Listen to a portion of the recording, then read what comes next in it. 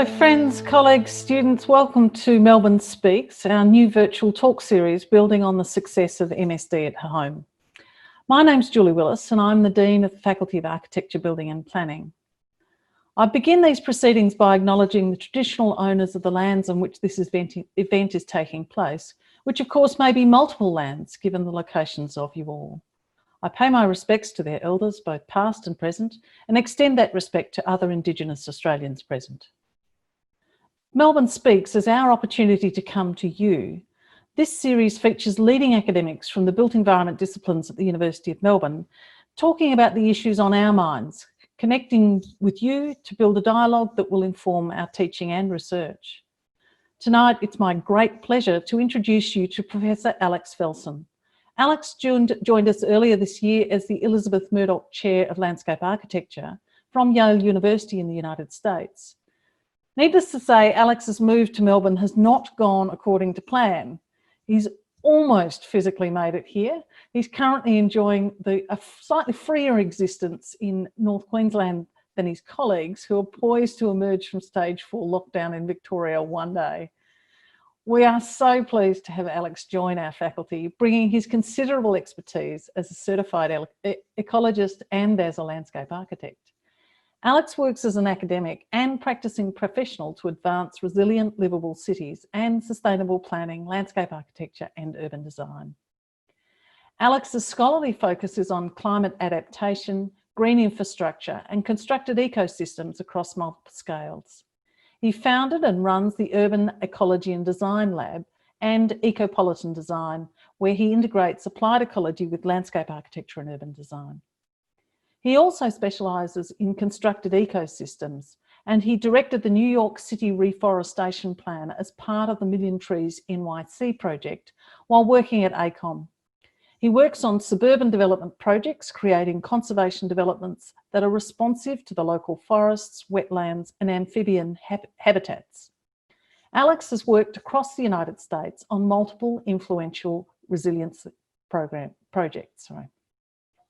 Alex continues to serve as the Deputy Executive Director for the Connecticut Institute for Resilience and Climate Adaptation, overseeing resiliency for the state of Connecticut, and as Associate Research Scientist in UConn's Department of Marine Sciences.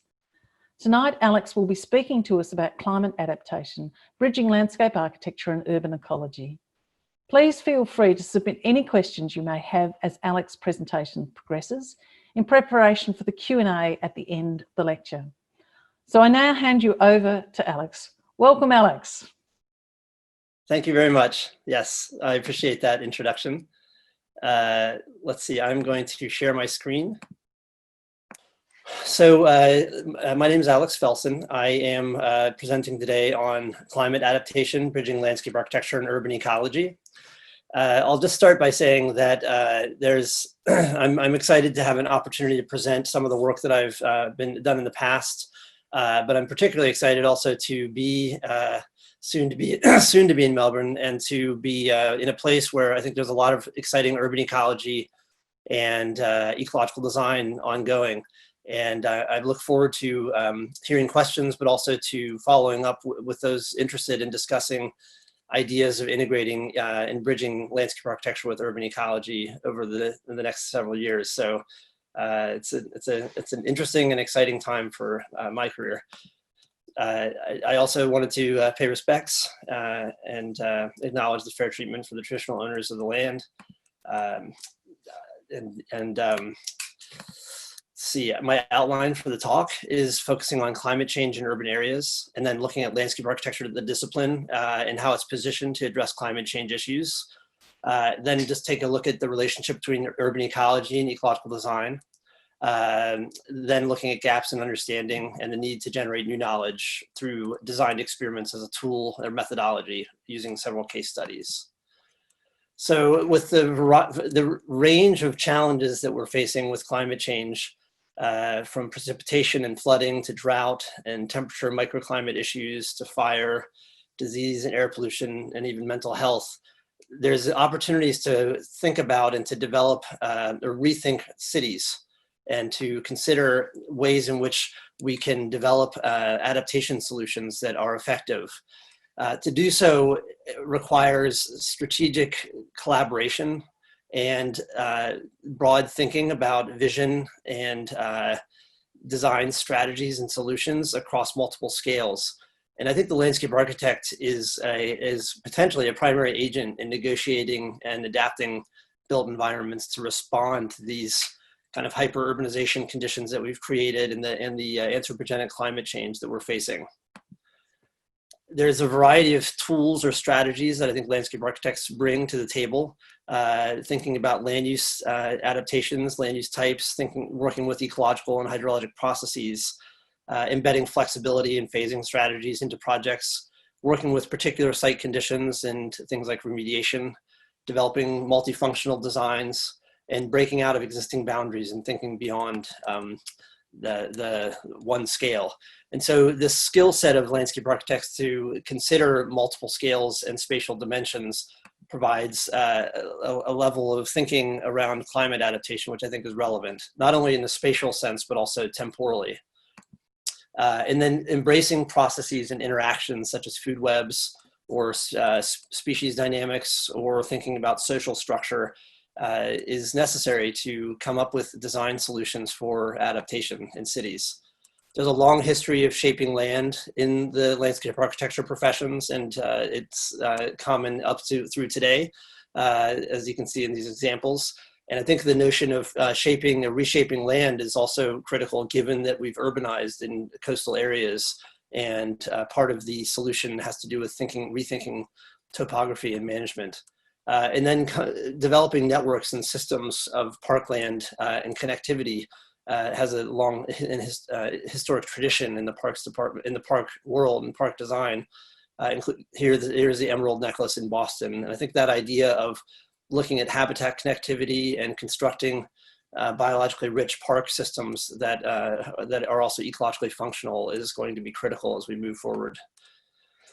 So the notion of constructing nature and novel ecosystems for outdoor working and civic spaces is the practice of landscape architecture, and it's been part of the landscape architecture practice for many years.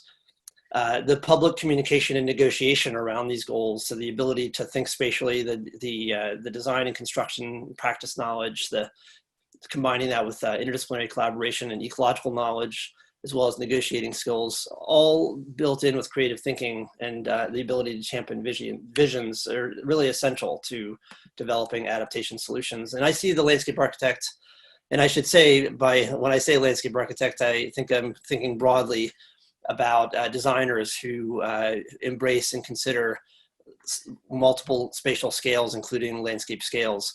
I see these as a kind of multi-pronged practitioner, academics, experts who can consider these scales of issues and start to come to develop solutions. The ecological design within landscape architecture has had a bit of exciting growth over the last several decades.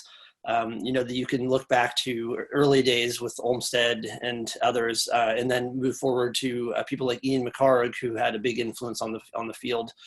And today there are many examples of landscape projects that embrace and bridge and develop ecological solutions. A lot of the solutions that are being developed are designed as a build it and they will come model. So build a ecologically rich habitat and wildlife will come, such as the wetland center here, which converted the 4 reservoirs into a habitat rich bird sanctuary. So this idea of that there's an assumption embedded in this notion that function follows form. There's also performance strategies, sustainable sites. These are mostly US based, but there are similar performance strategies in Australia that establish metrics and certification to promote ecological design strategies. And this is an important development. There's growing thinking around aesthetics and sort of sustainability and how it looks and how to manage messy ecosystems in orderly ways, such as Joe Nassauer's work. And so this area is still, I think, the notion of it, thinking of aesthetically about planting and design strategies in landscape architecture is growing and a pretty exciting area of development. One such investigation is biomimicry. which typically designs that are modeled on biological structure and processes. I think some of the fundamental questions about biomimicry are whether you're translating the form or you're translating the function, and how it whether or not what you design and build has a similar function, or if it takes on new meaning. I think there's a lot of considerations there, and it harks back to the influence of ornament in architecture, which requires a whole other discussion and lecture to kind of unpack and think about. Biophilia is also an area that recognizes an innate urge to seek out connections with nature and other forms of life. And it's been influencing architecture and design thinking, with the notion of getting people to access to and exposure to biologically rich plant communities, et cetera. And there's also a growing energy and effort around collaboration, particularly using the design process and bringing ecologists and engineers and other experts into a team-based co-development or co-generation. And I want to talk more about the collaboration aspect, because I find that when that the challenges and the opportunities for ecological design tend to be complex, and the development of ecological sciences is made up of experts and requires a fair amount of investment of time and effort to position oneself in understanding ecological systems effectively, to make choices. So in many ways, the translation of ecological science into the design professions can be problematic. The way that designers interpret ecological science and apply it may have issues, and I think collaboration is an area that provides particular value and opportunity. So I'm going to frame the talk around in this idea of collaboration and talk more specifically about a methodology or approach that I use. So just to think about urban ecology, this is actually a really recent field within the ecological sciences. And when you think about urban ecology compared to ecologists who study natural systems, the ecologists can base their assumptions or analysis on natural history and evolution. And so there's a lot of information and interpretation that can influence understanding of nature. When you're looking at urban systems, which are fairly recent, and you don't have the natural history component necessarily, although it's appearing in particular ways with species developments and influences like that, the ecologist doesn't have the same footing. And so urban ecologists really are entering into a discipline that's unique from other ecological sciences. And it demands a more interdisciplinary approach. It raises questions about the experimental method and research methods and how they translate. It also raises questions about how theory, ecological theory, translates into urban ecological practice. There's no question that the environments that humans have created are altered and have an anthropogenic influence, and have a range of modified conditions that impact our health as well as biological systems. At the same time, there are factors that are taking place in cities that are ecological factors, like rainfall and evaporation and sedimentation, et cetera. And so you are getting a kind of hybrid system in urban ecology. And the field of urban ecology has shifted over time from roughly the 1960s and 70s, when there was an ecology in cities, so looking at plants and animals within the city, shifting in the 1990s and building around landscape ecology, but also developing an ecology of cities, where ecologists started to embrace social systems and start to think of humans as components of ecosystems, and investigate this broader definition of urban ecology. In some ways, that stage of investigation was fruitful, but also overwhelming, because as you start to recognize or embrace social ecological systems, it opens up a wide range of issues that ecologists then have to consider and take into account. So and you lose that relationship of the ecologist as an outsider studying nature, because the ecologist is embedded in city systems.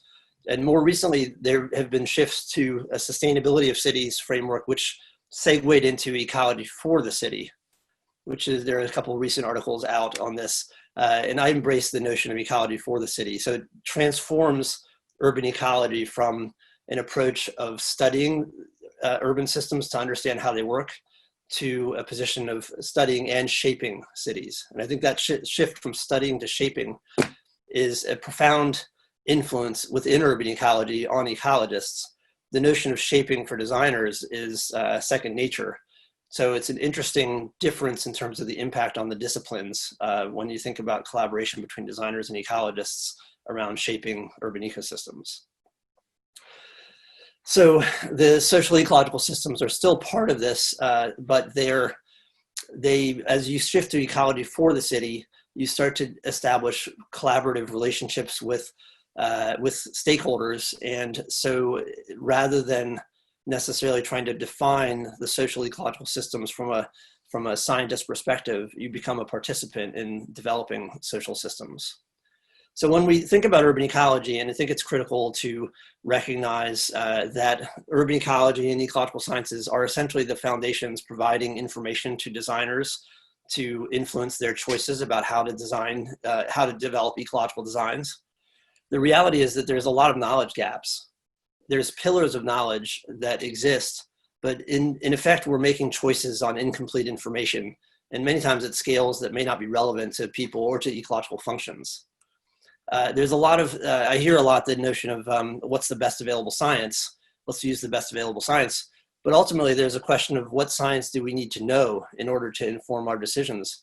And ecologists often ask because there's an issue or anxiety around shifting from studying to shaping, and ecologists are more reluctant to be in a position where they're actually shaping urban ecosystems. There's a question of how well do we have to understand a system before we're comfortable shaping it. So I argue that really the design practices and the ecological sciences are fairly distinct. They have different methodologies of representation. They have different approaches to building up theory. They have different fundamental agendas. And ecologists have traditionally avoided human inhabited environments, while designers are actively modifying the environment to cater to human needs. The discussion about studying versus shaping reveals that distinction. Ecologists often want to hide the human hand, while designers want to make it visible. I'm happy if I understand a system, and designers are happy if they invent something new. This was from a discussion with Charlie Kanem at the Institute of Ecosystem Studies. So I find myself bridging these two disciplines. I have a PhD in ecology and evolution from Rutgers University, and I went to the GSD for landscape architecture. And I'm particularly keen on defining this middle ground between the ecological sciences and landscape architecture practices. So I often think of myself as the bear on the two ropes that you can move up by shimmying it up either way. Oscillating between either playing more of a landscape architecture role or shifting into more of an ecological science role in a way that's a substitute for more of the collaborative teams that I think need to develop over time, because ultimately the primary goal in my mind is to establish partnerships and collaborations between designers and ecologists as a learning ground to foster innovative solutions that then can trickle down and can influence other developments. And I particularly take, my approach is I call design experiments. And essentially what I push for is positioning the landscape architect rather than at in an output point where ecologists might study the earth and develop research. And when they have the results, those may get translated into information or suggestions that landscape architects then use. I'm interested in building the relationship directly around the experimental design and having landscape architects work in collaborative ways with ecologists to set up experiments that are embedded as part of the design process and that are integrated in with urban design projects, essentially to create a platform for collaboration and dialogue between the two.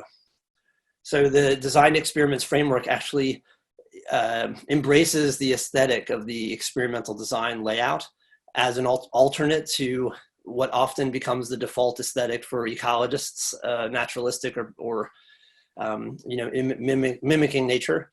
And so this idea, early on when I was pushing the notion of design experiments, or when it sort of came around, it was really a way to bypass the hidden ideology in the ecologist's mind of wanting to make things look like nature. And it was essentially identifying an alternative stage where ecologists are designing because they They go to the store and they buy PVC pipe and they set up their research experiments. And so they're thinking about physical design and maybe material and sizing. And so it really creates an alternative route for dialogue and collaboration between the ecologist and the designer. And on the bottom here, you can see typically the environmental scientist is involved on projects and site analysis, and then the designer comes in and does their work through the design process. And this white box represents the design process. I'm particularly keen on using the design process as the medium for fostering collaboration. Urban ecologists mostly study the city as it's built, so they're coming in after the design process. So the idea is, can we use the design process as a framework to foster that kind of relationship? So design experiments embed experimental components within design projects and methodically integrate scientific analysis into urban planning, design, and engineered solutions. The design experiments test the ecological implications of urbanization and constructed urban ecosystems, and can promote adaptive management to improve things like green infrastructure and provide ecological understanding. There is within Australia, I know that there is momentum around living laboratories. So I wanted to emphasize a bit of how designed experiments are distinct. Number one, they're not really treated as an overlay separate from the design. It's fundamentally integrated. In the integration, the fact that a designer would be working with an ecologist to set up an experiment and try to figure out how that setup would work, and the ecologist would be working with the designer to think about the implications of the experiment in an urban setting. It means that there's a way in which they might shift the roles and ultimately blur the boundaries between disciplines and create that transdisciplinary collaborative dialogue that I think is necessary I think is valuable for learning and for developing innovation. So experiments become drivers of the landscape aesthetic and legibility, which I think is fundamental. I think this idea of establishing an aesthetic around ecological function is an exciting agenda. But in order to do so, I think that designers need to get into greater depth and detail around ecosystem management, ecosystem dynamics. Both designers and ecologists have skin in the game for the experimental setup and results. It establishes equal footing between the ecologist and the designer. I think this is also fundamental. Typically, the environmental consultant doesn't have the same footing as the design team. And so the environmental consultant feeds information and then the design team acts on it or chooses not to. With the design experiment, because the experimental setup is as important as the design, the ecologist sits on equal footing with the designer and they rely on each other.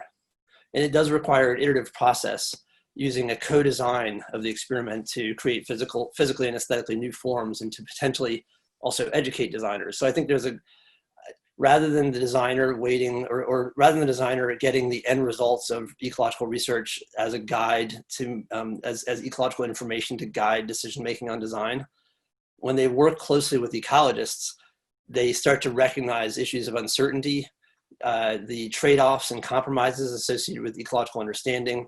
They start to recognize the more of the complexity of species dynamics and the fundamental ecological theory embedded in the research questions. So there's a tremendous opportunity to foster these relationships. It builds on the working landscape concept of landscape architecture, which I think is also important to facilitate urban ecology. And it really fundamentally changes the role of the ecologist and experimentation, because typically ecologists set up experiments as a means to an end in order to answer or negate a hypothesis and to gather data in order to do that. And the data is the value. The experiment is a means to an end.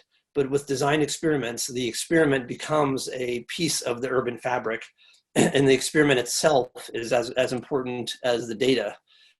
And so it changes the role of experimentation and research for the ecologist as well. Okay, so why do we need design experiments? Although we often claim we're building sustainable and resilient cities, current efforts are insufficiently informed. We're limited in our ability to know whether this is truly the case or not, since we do not have extensive or rigorous research on urban ecosystems. A lot of times we have this idea that we do site analysis and get all the information we need to make choices about how to design, but ultimately the information that we have is piecemeal. So we're making choices on incomplete information. Designers are actively designing and building urban environments, and so we're already making and constructing, and we could benefit from increased knowledge about the functional performance. Research ecologists tend to be peripheral to shaping and managing urban ecosystems, and promoting a new role for ecologists in shaping requires negotiating a role that complements other activities in the city, including the environmental consultant, for example. And so we actually have to create a role for urban ecologists that take into account things like risk management and insurance issues, and that can embed ecological research in a functional way into the design of cities. So it's different design experiments in terms of what defines them. It's different than ecological design. Typically, ecological design is a one-way street where the designer gets information from the ecologist and then uses it to make choices about design. It's also different from a typical monitoring of a one-off built project, which is fairly common these days, where you bring an ecologist in to do monitoring of a built project that's already constructed. In order to set up an experiment, you have to typically develop controls and replication, and you essentially set up the experimental design as part of the embedded design project. So it's not really a one-off monitoring program. And it is very much about the relationships and the feedback. So creating these kind of collaborative strategies is important. There's also an opportunity for the ecologist to piggyback on the designer to foster relationships with city agencies, contractors, et cetera. And then you can essentially, if you craft an experimental design associated with a project, you can actually target it to generate ecological information at appropriate scales to support informed decision-making. So this idea of combining bottom-up community engagement and field research with top-down planning and interagency dialogue and creative solutions, and so establishing tie-ins between ecologists and designers at multiple scales is a great value. And it does rely on the design process. So the ecologist works with the designer and alters the design process in a way to engage with city management and city systems. So in a sense, it may be the wrong analogy, but kind of a wolf in sheep's clothing. The ecologist partners in order to look like or be part of the design process instead of functioning as an outsider to that process. And then the relationships between the designer and ecologist can change over time, with one maybe taking more priority than the other. So it's not static. And then all of this happens essentially through the design process, from team building to contract to site analysis, design, construction, post-occupancy. You can find distinct opportunities for collaboration and coordination to achieve these results. And so in terms of defining them, it's a tool to nest experimental components within a design project, and vice versa, through the integration of scientific analysis with urban planning and design. You can negotiate between land use values and versus ecosystem function. So there's trade-offs that you have to think about. It integrates scientific analysis methodically and generates relevant information. And then you can essentially establish over time an ability to test ecological implications of urbanization while maintaining the integrity of the theory, methods, and tools, fostering collaboration, melding analysis and aesthetics, developing fit-for-purpose models and analysis, and expanding ecologists to shape cities and reintegrating ecological process into cities. So I worked on the Million Trees project through the New York City Reforestation Plan while I was at AECOM, and we designed it as an experiment and built it. So we integrated into the design process a series of methodologies for gathering baseline data information, for establishing the experimental design, for cultivating relationships with ecologists to participate in the project. And interestingly, it sort of followed a similar idea of a design, build and they will come model. But in this case, instead of building habitat to bring in wildlife, which I guess we also did, we built an experiment to bring in ecologists. And so we ended up creating partnerships in collaboration with multiple universities. Yale University, the New School got involved in Columbia University, the US Forest Service, and others.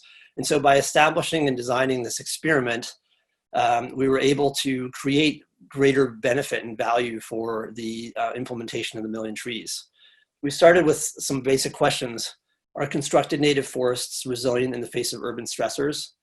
and are constructed urban forests self-sustaining?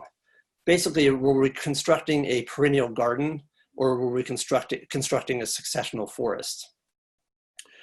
And as we developed the approach, there were a number of influences that I think were what I might call spin-off benefits to having ecologists collaborating with the project. So because of the issue of disease, and also we were pushed to or encouraged to use native species and to avoid invasives, our species list became very particular and limited, focusing on this idea of workhorse species, which is really a kind of a novel ecosystems concept of selecting species that are going to do well more based on their ability to function in this new environment versus trying to establish a historically referenced landscape. And we started to look at the ways in which the experimental plots might relate to the pedestrian. And we created design strategies that were intended to demodulate the plots to a degree, so that people would see this as a parkland and not necessarily just as an experiment. Early on, we were working on plots in grids, which is the typical way that the Parks Department was installing the trees anyway. But they didn't like the grid, and we brainstormed. So the ecologist and I was working with Mark Bradford from Yale University. We brainstormed about how to redo the plot and came up with this strategy, which is essentially a skewed plot. But we also created these subplots that were that we basically came up with instead of a completely randomized grid. We developed these subplots, which actually allowed us to do subsampling within the plots to look at species traits. So essentially the pushback that the Parks Department put on not wanting to see the grid led us to be inventive and to create this alternative plot strategy, which they appreciated because it had patches of forests, as you can see, which is typical of the forests in New York and typical of any forest to have these kind of patches of species. But it also led us to do to have two scales of study, so the entire plot and the subplot. So it's an example where the ecologist and designer, because of pushback from the client, actually developed something better and it had an innovation as a result of the pressure. And that's the kind of value from design experiments that I'm hoping to achieve more broadly. And so we've done 6 years of research on a number of factors, including tree performance, soil health, species recruitment patterns, and we've had several PhD students working on the project over time. And I'm just going to wrap up there. There's articles about that project if you want to read further. Okay, so the next example, and this is actually design experiment example 2, it was a large green site development where the developer related company was proposing a housing project, which has been built. And there are vernal pool systems or seasonal ponds on site, actually quite a few of them. And these seasonal ponds dry out typically every year. And they're actually very rich in biodiversity. And there are certain species that are obligate that require these ponds to reproduce. So this development was coming in, and there were all these healthy, beautiful ponds across the site, and and the development encroached on the ponds. And the issue is that the ponds themselves have populations of amphibians that breed in the ponds and then live in the upland. So you can imagine it's almost like lungs. They go down to the ponds and then they go back out into the forests each year. And so you're essentially getting these subpopulations that exist in association with a pond. But then at the broader scale, there's juvenile dispersals that occur that help spread the genetic diversity across ponds. And ultimately, this functions as a meta-community. You can see the diagram here. So this meta-community is being heavily impacted by a land development project at the local scale, but also at the broader scale. And there's very limited research done on these on the health and function of these species. So we developed a large-scale design experiment that looked at mesocosms within ponds to look at the habitat value of comparative habitat value across ponds, as well as migration studies with these fences, these silt fences that had buckets that captured the marbled salamanders as they migrated in and out of the ponds. And this is, I zoom into one example because just to show you quickly kind of the value. This is one of the locations. This was actually the catalyst for how we got the study done. Essentially, the developer earlier on, the earlier design team had proposed this loop road around these two vernal pools. And you can see how it impacts the watershed, and it terribly, very much impacts the potential for these ponds to function for any migration to occur. The developer was worried about losing 24 homes associated with this development because the planning board was providing pushback, and that was the opportunity for the design experiment, basically to help alleviate pressure on the developer and potentially make back those some of the homes. So it was financially driven.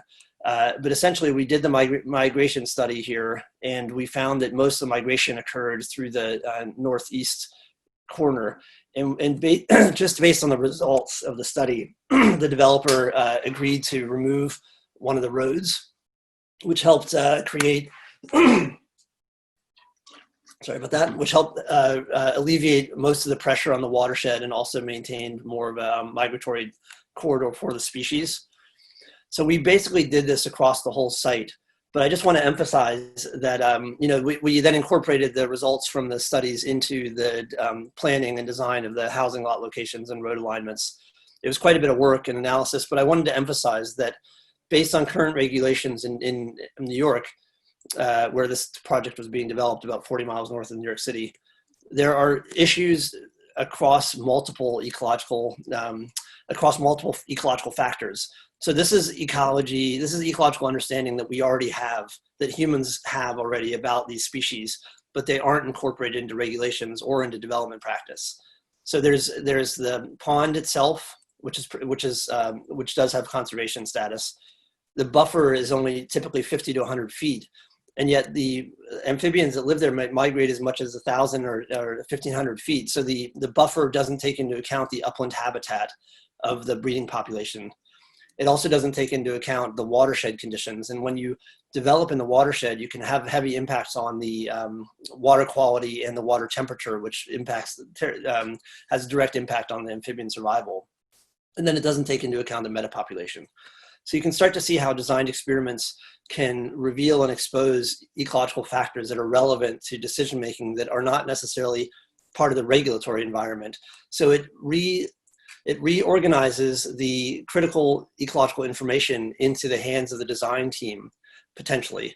And it creates opportunities for negotiating with developers or others around critical factors that may not be incorporated into planning and decision-making. And we used similar strategies as we developed a project for Stanford University's Lake Lagunita, where they have the California tiger salamander. So it's a pedestrian running track essentially around this high value habitat, which interestingly was the outcome of a managed pond that was filled for recreational purposes for many years.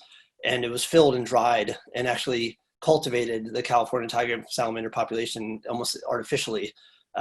So we basically proposed in this context where we couldn't really control access to Lake Lagunita, we proposed developing a series of design experiments as habitat refugia and also as essentially signage that would help to document the functional aspect of the habitat conditions in the ponds, which aren't very visible.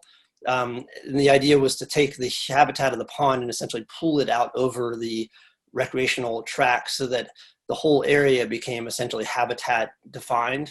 And so we were using a design process and a scope of work around campus habitat restoration and signage to essentially establish a series of landscape-based signage features that were designed as experiments for research purposes, but that were also intended to signify the ecological richness of the Lagunita habitat periodically, so that you would enough so that you could start to recognize and understand the space differently.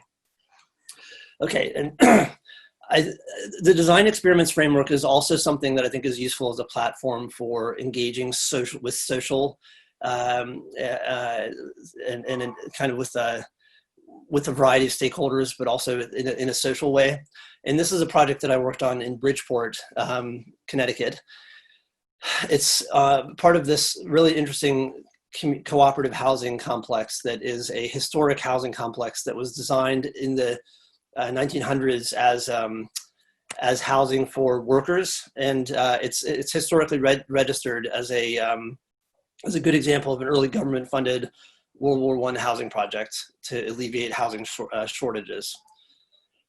But the challenge here is that it's also, you can see it right here, directly in the floodplain, the 100-year storm. And so it floods terribly, and it's there's a lot of issues associated with high water table. It floods from the back from Cedar Creek. It floods from the front from Long Island Sound. And it's also linked in with combined sewer outfalls, which are in pink. So it's got multiple stacked problems. Essentially, they built in the underlying infrastructure combines sewage with stormwater when it rains a lot. So we had no budget on this project, but the community, I was part of a team that had worked on the master plan. And one of the things we noted in the master plan was the amount of flooding that was occurring around the neighborhood. And you can see this map that I did that I worked on during a rainfall event. And then basically I just went out and mapped out all the sub-basin watersheds and looked at flow patterns. And I made the pitch to the community that if you, rather than your neighbor across the street, if you think about your sub-basin watershed neighbor, as a collaborator, you could potentially build green infrastructure and promote infiltration on site and at least alleviate some of the flood risk and the flood issues that the town was dealing with. Okay, it was harder than I thought to actually get a team of homeowners together, but we agreed to work on a location here as a prototype for the project. And essentially we did soil sampling. This was all on a really tight budget. We looked at infiltration. We developed a resiliency planning strategy. We worked with the city. It was a stone soup model. So it was designed as an experiment, and we got roughly $20,000 from through Yale, an EPA grant for $20,000. And then we worked with the city Parks Department to construct the project. And we went through and designed it as an experiment. So we used this dipper box, which is essentially a highway dipper box. We put on a adapter to calculate every time it tips. It would record it, so we knew the volume of water flowing through, and we distributed it equally across the 6 swales. And we also developed this kind of path system that was supposed to maintain sort of the identity or maintain a shape when the area floods, because this whole area can flood. And then we built it over a whole series of work days, all on a stone soup model. No real funding for this. It was essentially an education tool for local communities. And we worked very closely with the Seaside Village community as well to construct it, and built this system as a designed experiment with a series of cells that we were looking at essentially water infiltration and water holding capacity. So we constructed the project in 2010, or we started the project in 2010. We constructed, we finished the master plan with the Yale Urban Design Workshop, and then we installed the swales in 2012. Hurricane Sandy hit and basically flooded the whole area. You can see the person here. And we were managing for that and had to replant. And Hurricane Irene had hit just earlier than that. So it was more of an experience of trying to manage what I call coastal green infrastructure. An area that most engineers wouldn't really build green infrastructure, but essentially you're designing or installing a habitat into this area. And it's worked out quite well. It has water infiltrates, the whole area does flood. We installed a range of soil mixes and looked at the more managed versus less managed soils and the impact on water holding capacity. And we also included planted versus non-planted systems. It turns out as we worked on the project that the managing and understanding the water budget of the system was quite complicated. We had installed these sand wicks into each of the swales to ensure drainage, but we think that water is also coming up through those wicks. So this is an example where the design experiment setup made it challenging for us to establish viable research outcomes, but we also designed this as a public amenity. And it ended up being part of a series of landscape projects. So there was a community garden built here and a dog run built here, kind of in response to this rain garden system. And in fact, following this, the Rebuild by Design program, which I'm not sure if people are familiar with, but it's a HUD, National Housing and Urban Development, and Rockefeller funded program in Bridgeport, including the location that we worked on right over here, was part of the project. And so the Rebuild by Design, which I participated as a core team member, was awarded $10 million for to develop adaptation solutions in Bridgeport. And then the bioretention garden became a piece and also represented that neighborhood's commitment to resiliency planning. So it actually started to become a kind of a catalyst to support further investment. And the Rebuild by Design, I think, is emblematic of the role that landscape architects and architects can play in resiliency planning, and worth looking at in more detail. In addition to that, a second funded project, the HUD National Disaster Resilience Competition, came out, and I worked as the lead designer on that project. And this just shows you a trajectory from the Bridgeport bioretention garden from 2010 for constructing this at roughly $100,000, including donations and in-kind contributions, leading to the Resilient Bridgeport project for $10 million. And ultimately, with the HUD National Disaster Competition, we were awarded $54 million for the state of Connecticut. So you can start to see how a very local experiment, such as this design experiment that we built in Bridgeport, can become a catalyst and a negotiation tool. The community also formed a stormwater management committee that has been in touch with the Bridgeport engineering office around the CSO issues. And so they're actually, in a way, there was some empowerment and energy driven in part by this collaboration that we produced. And so I think that I'm going to wrap up now, and I want to hear some questions and have further discussion about the designed experiments framework. Thank you very much. Alex, thanks so much. The questions have been pouring in as you've been talking. Okay. So I'm going to put them to you as in the order in which they've been asked.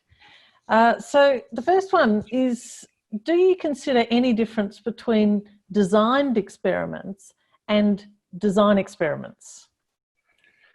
Yes, that's a good question. And actually, that's something that I've discussed with a lot of ecologists, because the name designed experiments is very similar to experimental design. And I think that has been a little bit of an issue. Let's see, I think that I do think the designed experiments are distinct because they combine design strategies and landscape architecture with experimental design. If I had to do it all over again, would I try to come up with a different term? I think the main point, or the main issue, or the main argument would be that, living laboratories, adaptive management, there's a lot of terms that are out there for encouraging this kind of collaborative relationship. I think that I kind of made an argument for what sets designed experiments apart, but I'm also quite comfortable with the notion that that this is one of many methodologies pushing for the collaborative relationship between ecologists and designers. And I do think it's a little bit misleading, the term. Thank you, that's great. So the next question is from Mel Snape. And they say, hi Alex, that was great, thanks. I'm wondering how different the language is used between ecologists and designers. You mentioned the different types of output, such as graphs versus models.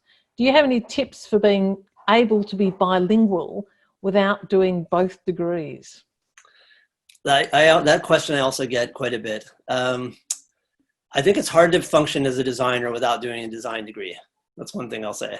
I think that on the ecological side, there are vocabulary issues that break down communication. Part of it just takes patience and ongoing communication. My advisor, Stuart Pickett, who's very involved in urban ecology, still talks about issues of vocabulary and has written several articles about this. So yes, vocabulary communication is definitely an ongoing challenge. That's part of why I think establishing specific experimental designs and developing design experiments is a way to get to hone in on specific issues and to start to learn more clearly, get more clear and communication around vocabulary and its meaning. But there's like an overlap of understanding, and I don't think that they're ever going to be completely intertwined. I think it's always going to be a challenge to communicate across boundaries, as it is with many different interdisciplinary works. So the next question is, Melbourne is a renowned centre of urban ecology, and as such, your advocacy of landscape architecture will be valuable within this group. Can you at this early time suggest or speculate what types of projects in Melbourne, Australia you might get involved with? Great question. Well, I mean, I feel like, I've just been learning about some of the work that's happened with the City of Melbourne, with the forestry efforts, which are very interesting, the green wall, green roof efforts, Burnley campus, some of the biodiversity work that's been ongoing, the pollinator connectivity corridors that are being discussed. So I think there's going to be great, for me personally, I am quite excited about the attention to ecological function occurring in Melbourne. And I'm confident that this can be a center of reinventing urban environments for, globally, quite honestly. I think it's going to be a renaissance of invention and innovation that takes place from across the parks, the Victorian government to the city to homeowners, which I think is a key component of developing this urban ecology. That's great. And perhaps this next question pivots nicely or not. Do you see the fields of landscape architecture and ecology fusing in the future? And do you think their separation is a product of a human nature binary that we've built our societies on? That's a great question. I think that urban ecology, the way it's been situated or growing out of the ecological sciences, was never a perfect fit. So there's some great urban ecologists, in town that have fought for the discipline essentially, because for several decades it was kind of the stepchild within the ecological sciences with very few symposia. It was really an outsider, but it's becoming more and more embedded and embraced. And I think having the research scientists and research ecologists start to recognize and get interested in urban ecology is going to be a benefit, because then you can start to get ecological theory reapplied to urban systems. And I think that's a value. At the same time, yeah, I do think urban ecology has a home in the design professions. And I think that building on, like teaching initiatives that McHarg had started, back in the 60s. And I'm very interested in thinking about how to establish a healthy teaching program so that designers really have an understanding of how to investigate ecological sciences, which types of ecologists would be the best to target for specific projects, how to not see ecology as just one black box, but to understand that there's distinct scales of analysis. And ultimately, I do think that the creative thinking in the design practice is going to transform urban ecology. That's fantastic. Thank you. So the next question is from Donald Bates, who says, a very informative lecture, thanks. And then he has a series of questions. So I'm going to put them to you one after the other, and you can meld your answer appropriately. So what was the consequence of coming up with a limited repertoire of workable species for your urban forest? Did it lead to enough diversity? Was it quasi-monocultural? And once established, would this new urban forest allow for change over time to introduce new species that were not viable at the beginning, but viable with the changed conditions of the new forest? Great, good question. Thanks, Donald. Okay, so Actually, the Parks Department was concerned about the limited species that we were planting. So part of this was that we had a limited species palette, but when we set up the research experiment, the species palette was even smaller. So we only took a subset of the actual trees that we could plant, and we selected a subset of 5 species basically for the experimental design. The only way we were able to convince the Parks Department to move forward with it, because they were concerned about the low diversity, was we calculated how much of the overall area of 2,000 acres that we were planting, how much of that was actually going to be experimental landscape, and it was a very small fraction. So we basically made the argument that most of the land across New York City is going to get planted with a wider diversity of tree species. It's only these limited areas where we're testing and evaluating specific ecological questions that will have the limited diversity.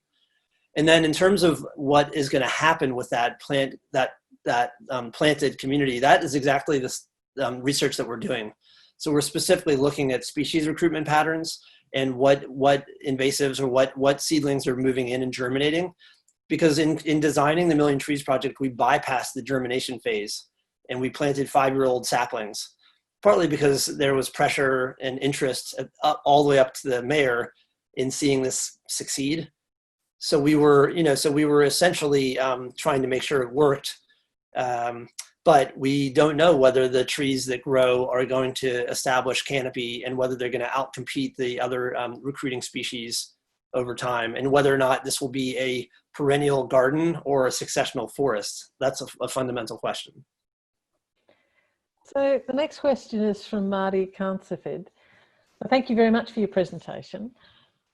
What is your idea or experience about agroforestry, urban agriculture / horticulture and urban ecological knowledge as a guiding framework for designing multifunctional landscapes within cities?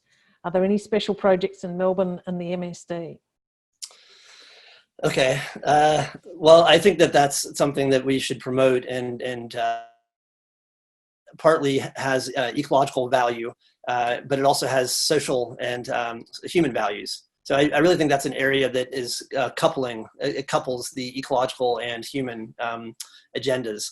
I think permaculture is a great set of examples to look at. There are examples. There's David Holmgren, who's in on permaculture practices that I think is worth looking at. I don't know a huge amount yet about what's going on in Melbourne, but I'm sure that there are multiple examples of this. There's the Woody Meadow project that's been moving forward. That's not agriculture related, but it is maintenance and management related, and also very relevant. So yeah, I think there's great opportunities to pursue, and I fully agree with the questioner about that being an area of focus. Great.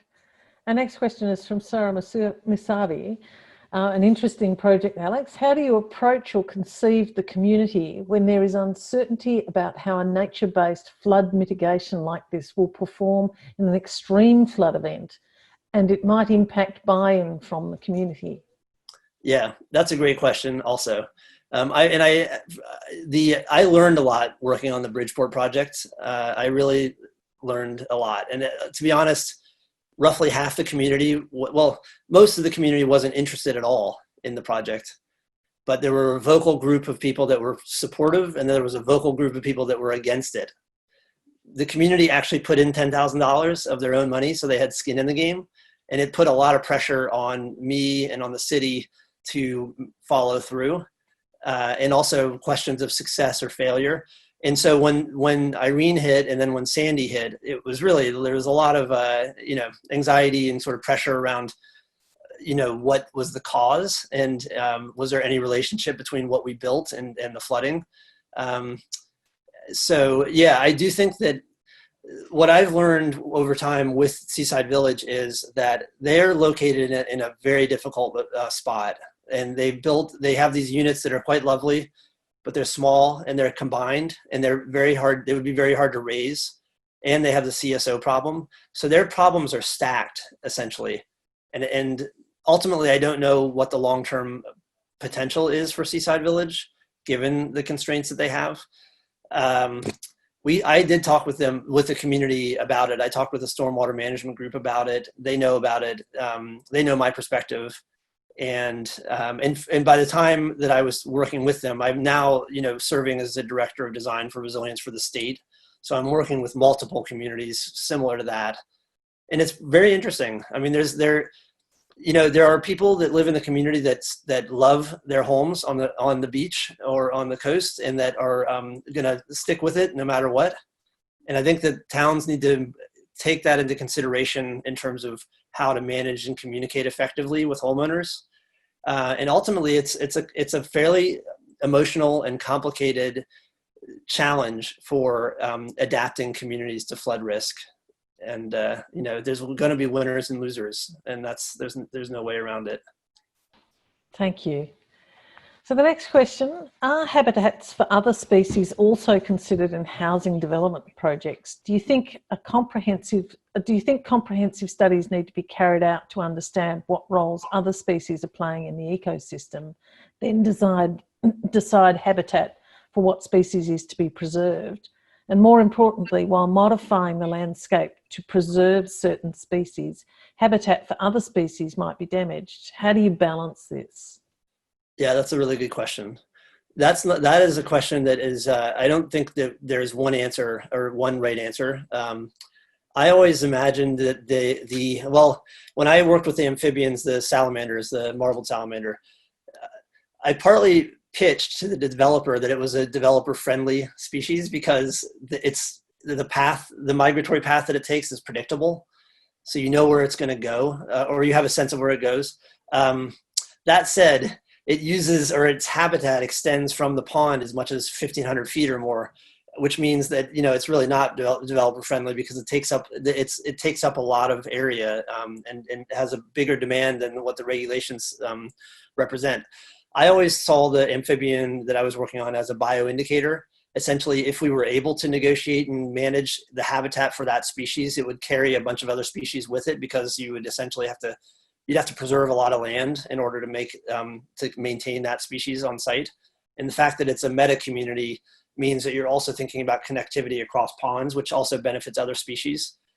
So I don't think there's one right answer, but I do think that you can make assumptions about certain species that may be representative of greater ecological function and sort of may carry a greater load or benefit for multiple species.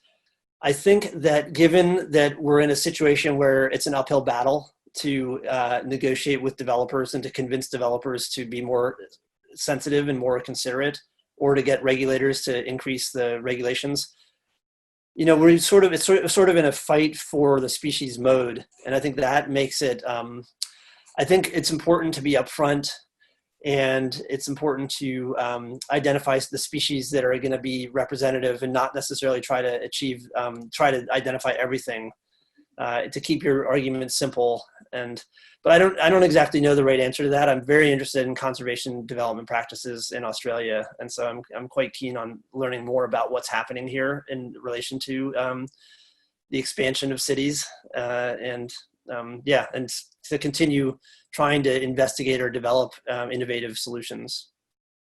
I'm sure there are going to be a lot of people very interested to speak to you. Our next question is from Elliot Spring. I've been very interested in how the collapse of ecosystems have contributed to the increase in zoonotic diseases. Obviously, we need to minimise the destruction of habitats and increase biodiversity/ecological habitats in our cities. By increasing biodiversity in the cities, however, are we inadvertently creating additional breeding grounds for zoonotic diseases? That is, are we setting up the perfect environment for the next Hendra virus? I presume not, but your thoughts on this would be most valuable. Yeah, that's a great question. There is a lot of discussion from Amy Haas and others over in Burnley about biodiversity of cities and the potential of really cultivating biodiversity function, which I think is exciting and energizing. I think this question of the question of whether or not what we're constructing, if we build habitats in cities, if it's a habitat sink or a habitat source.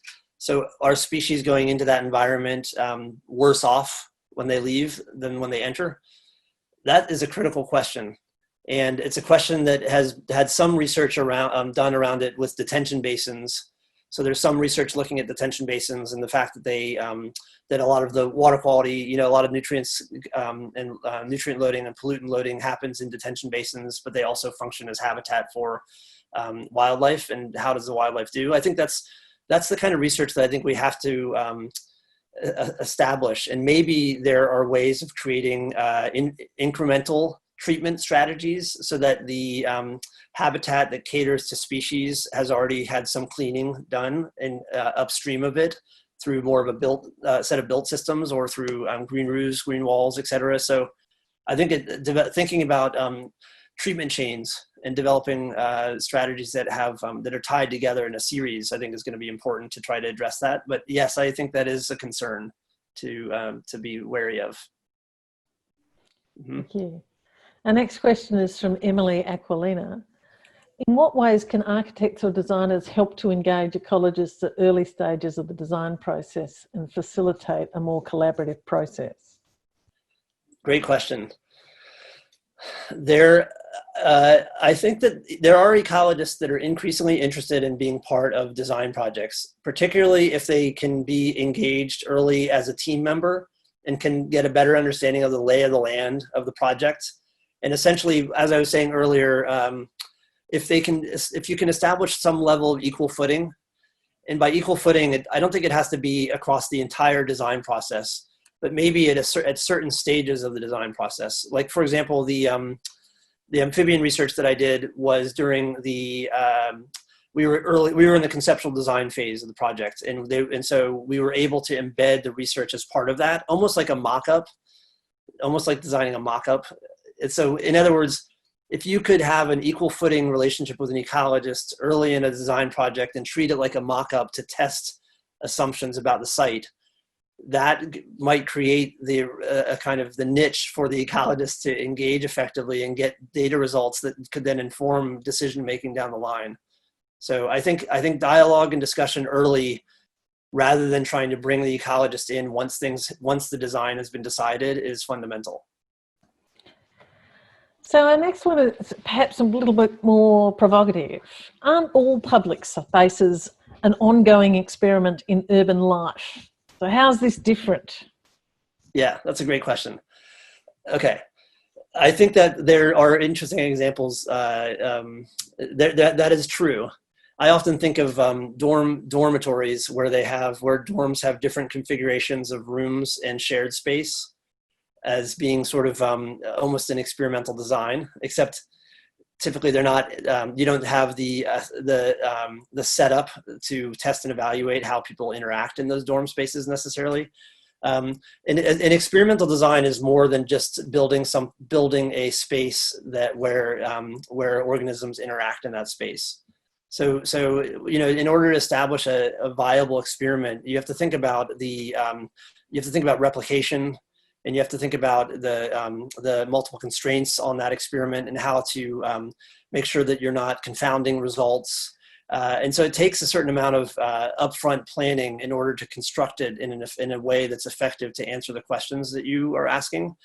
But ultimately, I think that, I think that distinction is critical, because otherwise, the designed experiment framework doesn't really work, because the boundaries around what a designed experiment is dissolve into any kind of public space making project. And while designers, I think, use precedent and look at examples of past wonderful public spaces and superimpose them on new locations to understand the spatial dimensions and the functions, which is a whole other way of learning and thinking.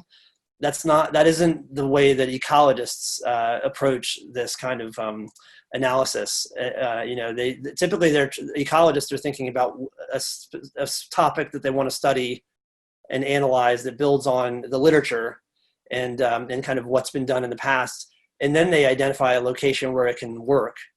With design experiments, is a sort of like a give and take, because sometimes you already have the site with the boundary and you're trying to fit an experiment into it. So it's not a clean fit necessarily, but I think I guess I'm emphasizing that it is distinct from creating a space that is, ultimately experimental. and without the underlying experimental design components associated with it. Right. Our next is from Anna Vrancis.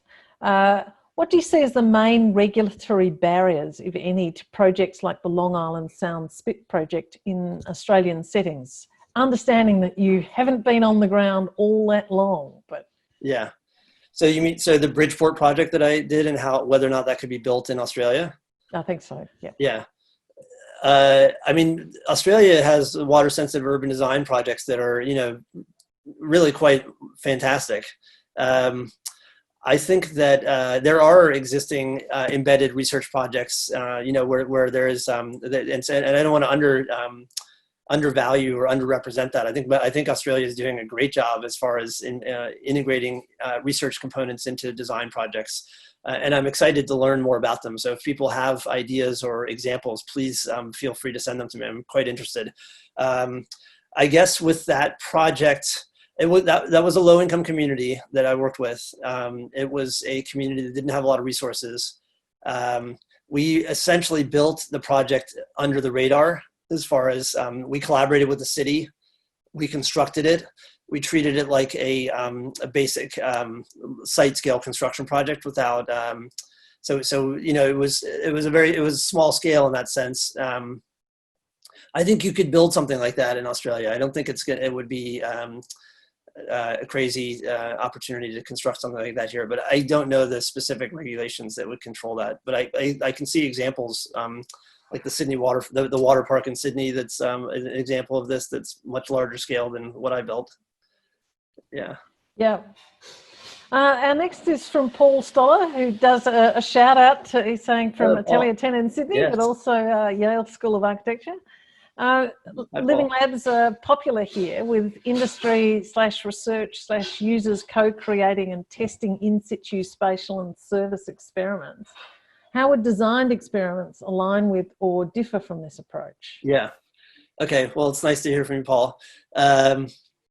I would say that I think the living laboratory, there is a lot of similarities, and in some ways there's interchangeability to it. I thought a lot about that before presenting today to try to think about what differentiates and whether it's even worth differentiating these. I think the key thing is that the setup of an experiment, the experimental design, actually creates a working space where ecologists and designers can work together. I think it has an impact on aesthetics. I think designers need to explore the aesthetics of ecological function. And I think getting into a situation where you're physically thinking through and designing an experiment creates circumstances that I think might lead to more innovative thinking and more more sort of brainwaves around the aesthetics of ecological function. Living laboratories to me feels a bit like an overlay onto a design project. But when you have to figure out the experiment and work out how the experimental design looks and functions and is maintained, et cetera, and when it becomes the boundary object for that collaborative dialogue, I think there's more skin in the game for the ecologist and designer. I may be overemphasizing the value of the design experiment, though, because I think living laboratories could also create a similar environment and a similar opportunity if the designer and ecologist do work together effectively to craft the experimental design of that living lab. So, yeah, I think it's sort of a bit of both. Okay. The next is from Emma Prowse. As designers, we're naturally searching for the best or right solution that we feel confident is going to achieve our design intent. Is there inherent risk in incorporating experimental components into a design? Is it more difficult to convince clients of your proposal when the outcome is, at least partially, an unknown? That's a great question also. And yes, I do think it was a bit of a struggle with the reforestation plan. When we talked about experiments, the Parks Department sort of looked at me and said, or the manager I was working with said, well, it's going to work, right? Because we don't want to do something, we don't want to build something that you're just testing and isn't actually successful. And in fact, I really couldn't, I tried, but wasn't able to get a control study in to the project because they didn't really want to leave an area open that could essentially, become a sort of invasive patch. Even though for the Parks Department, there's a lot of areas that they struggle to manage given their capacity. So there's a lot of invasive patches all through New York. But the idea of, you sort of then have to frame it to the client as, really good and better, or both good options, or frame it around the idea of adaptive management, as long as it's low cost, where whatever works the best, then you can retrofit the other ones to accommodate. And also when you're working with clients and embedding experimentation, it's difficult to convince them to invest in the research study for the time frame that an ecologist would normally want for the project. I mean, with 1 million trees, basically we had to get outside investment once we got past the baseline study. So I do think that it's an issue. It also is interesting because other consultants might come in and say, well, we know how to build this. We don't need testing because we already have the expertise. And so I think you could get essentially outbid on a project if you are pitching the notion of testing. So I don't think that's completely worked out yet. I think it's kind of it's a gray area of negotiation between consultants and the client. Fair enough. Now, Alex, you've answered a heroic 15 questions already, and we've got another 12 sitting in the board here, but I'm afraid I'm only going to pose one more question. So this is an apology to all of those who've put very passionate questions in the Q&A, and I'm really sorry we're not going to be able to get to all of them today, but I'm just going to say that almost every of them go, great presentation, this is fantastic, we can't wait to hear more. So that's the tenor of them, but I do apologise for those who are not going to get their questions in our session today, and I'm going to encourage you to contact Alex to put them to him directly. So the last is from Dion. Hi Alex, this model appears to me to lean favourably towards designed outcomes for landscape architecture. Is there the same scope for ecology to benefit from design thinking or / landscape architecture? Thank you for asking that. I didn't get a chance to present this program that I run. This program I run in the United States called the Earth Stewardship Initiative. But you can look it up. It's www.earthstewardshipinitiative.com, and I've run it with the Ecological Society of America. Sacramento was the first year in 2014, and then Baltimore, Portland, and Louisville. And I'm actually interested in introducing the program to in Australia, and I've presented on it to the Ecological Society of Australia in Tasmania last year. So yes, ecologists there's a growing interest in the younger generation of ecologists in the notion of shaping, in the idea of actually, breaking out of the shackles of kind of the scientist who is studying to understand how a system works, into a proactive role of shaping. And I think there's tremendous potential for this collaborative dialogue where the ecologist still has an important role, an equal role, where the ecologist actually is engaged and asked to come in as an ecological scientist and develop a research experiment, but doing so in the context of an urban environment with people.